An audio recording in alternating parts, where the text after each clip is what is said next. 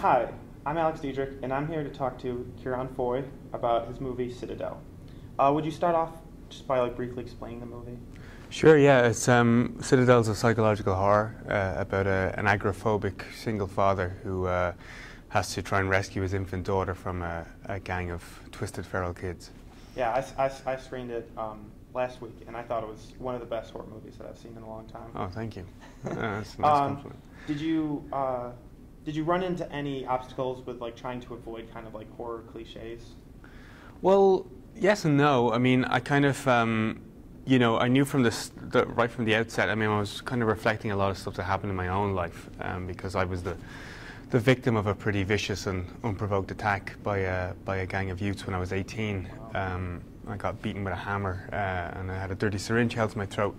And what it left me with was this condition, agoraphobia, which was something I sort of battled with in my late teens and early 20s.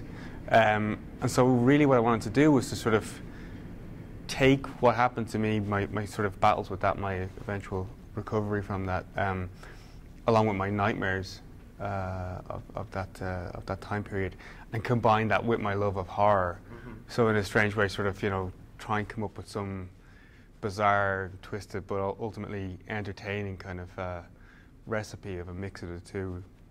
Yeah, I think it came out really well. You're also the writer and director of it. Did you kind of have any difficulties in writing and directing this very personal story? Not so much. I mean, in terms of directing, it was. I mean, we had 23 days to shoot the film, so it was just running from one setup to the next and just trying to get it shot. So there was very little room for any objectivity in terms of shooting it, and we shot it during the worst winter that Glasgow, Scotland's had on record. So it was pretty tough. I guess in a way, to be honest, the writing of it was hard, yeah, because I mean it took 5 years to get off the ground.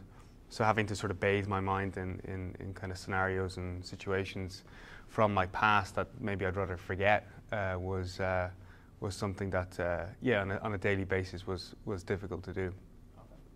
Okay.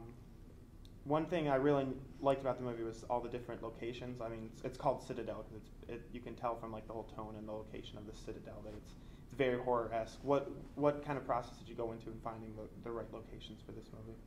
Well, I mean, I grew up in Dublin, Ireland, and so the first draft of the script was very much based there, and I was kind of basing it on some tower blocks that were beside where I grew up, but since then they've been demolished.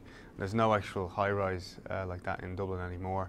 So when Creative Scotland and Sigma Films, our Scottish partners, came on board, they suggested shooting in Glasgow because they're everywhere. Mm-hmm. And it was also kind of cheaper to shoot in Glasgow. So yeah, we went over there, and there was quite a lot of locations, like you say, especially kind of ambitious for the short shoot and all of that kind of stuff. But everything was kind of found in a fairly sort of contained environment, which worked in our favour. Mm-hmm, definitely.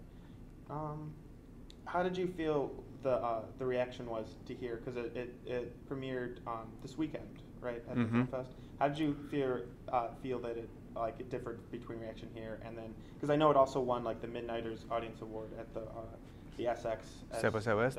Yeah. How did you feel how it was received? The difference between South by Southwest and here? Mm-hmm. Well, it's funny because something I was just chatting on the phone today was that I don't know whether in terms of Chicago Film Festival, whether the kind of after dark sort of section that it's put in is a sort of are people kind of as aware of it perhaps as say the midnight section in South by Southwest. I mean, the midnight section in South by Southwest has sort of a frenzy around it, and there's sort of there's people being turned away from screenings and whatever. So we had two kind of completely packed full houses in South by Southwest, it's great to have that kind of electric atmosphere. Mm-hmm. Whereas here, I'd say maybe we've had two screenings and both maybe 3/4 full. Okay. So it's been a little bit quieter. Mm-hmm. But the good news was that the people who were there to see it really enjoyed it. Yeah. So from an audience perspective, it was the same. Thankfully great reaction, but it seems to be just less of a buzz around the kind of genre section. Mm-hmm. Well, I know I was definitely drawn to like all the ones that fell in like the After Dark section. Like those are the ones that I'm always really, me too. I really like a lot more. Did you have any issues with kind of like, since these like feral children are like the bad guys, like the monsters in the story? Did you have any like kind of issues or dilemmas in like trying to get the audience to hate and fear like these? They're basically like children. Did you run into anything like that? Not really. I mean, I think right from the outset, I wanted to sort of create a creature, that was that in a strange way would give me sort of permission, I guess, to sort of live out this dark fantasy, which was Citadel. So I wanted to create something that wasn't children, that perhaps in the first half of the movie there's that sort of ambiguity of, are they kids, are they monsters, is it all in his head, so that would play out until at a certain point in the movie, like, okay, there's something more to these guys than meets the eye, So, I mean, I think in terms of I think where I might have run into problems would be if I had sort of stayed with that line of thought and carried through until the end that they actually were kids. That's sort of saying something quite political, whereas I wanted to sort of just create this fictitious world where I could allow some of the iconography and the palette of those kind of council estates and where I grew up to play out within a horror film.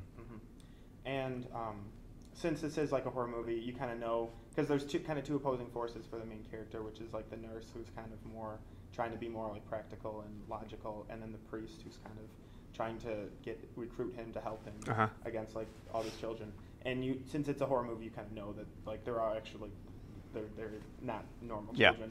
But do you think it would be easier for the audience members to relate more with kind of like the side of reason or the side of like almost like religious like kind of stuff like that? What do you mean in terms of the Do you think it would be easier for the audience to side with like kind of practicality, or kind of relying on like kind of like mysticism kind of stuff? Yeah, I mean, I think you've kind of hinted at it there, in the sense that when people go into a horror film, they know that that it's not just going to be like the character who's sort of being the voice of reason is probably going to turn out not to be right, so I think people are sort of expecting that, but hopefully the tension or the point of sort of engagement is how this character will ultimately sort of or how we're going to find out that there's more to the scenario than reason or something very sort of straightforward.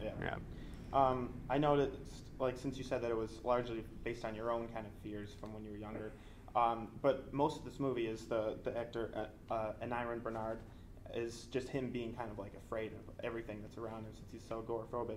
Did you have to go through any kind of process to kind of get that actor to be more like in the mindset of being afraid? Yeah, I mean, in prep, rather than doing sort of any rehearsal period, Aniron spent a lot of time with agoraphobic counselling groups, and he spent some time with people who have chronic agoraphobia, and those are people who haven't left their house in like 30 years, and he sort of just, bathed in that world for a while. And then he'd sort of grill me to know everything of what would happen during a panic attack, from, what you'd be hearing to what you'd be sort of half seeing in the corner, your palms would be sweating, your eyes stinging. He'd really take all that in. And after sort of shooting for 11, 12 hours, he'd go to the gym and just run. So he was constantly wrecked tired the whole time. And you put into the mix the 23-day shoot with the temperatures that we were shooting in, and the fact that he really didn't get to come down from that level of constant sort of paranoia and anxiety. So it was because as soon as we got one shot done, we might get maybe 3 takes, and it was time to move on. So he just stayed in that zone the whole time. So I guess all of that sort of helped his performance. Okay. Well, that's all the questions I have. So thanks for the interview. No, thanks for having me. Cool. And you're watching Frequency TV. Watch for Citadel whenever it's available to you.